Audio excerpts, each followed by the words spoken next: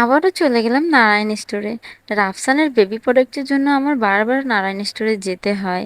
আর এখানে আমি যে বেবি প্রোডাক্টগুলো পাই অন্য মার্কেটে ভালোভাবে খুঁজেও পাওয়া যায় না। ইভেন যে অনলাইন প্রোডাক্টগুলো আছে সেগুলো আমি এখানে অনায়াসে খুঁজে পাই।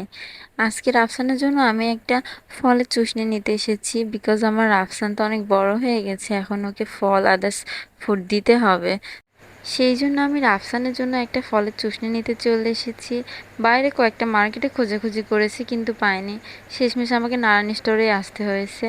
সো আমি রাফসানের জন্য সুন্দর একটা ফলের চুষনি পেয়েই গেছি। এটা আমি খুঁজতেছিলাম, বিকজ এটাতে বাচ্চাদের ফল খাওয়ানো, ফল রস করে খাওয়ানো অনেক বেশি ইজি। এখানে দুইটা কালার বের করেছিল। সো আমার বান্ধবী বলল যে হচ্ছে গ্রিন কালারটাই বেটার হবে, সো আমি গ্রিন কালারটাই নিয়ে নিলাম। সো আমাদের কেনাকাটা প্রায় শেষ, এখন আমরা বাড়ির উদ্দেশ্যে বের হব। Bye bye guys.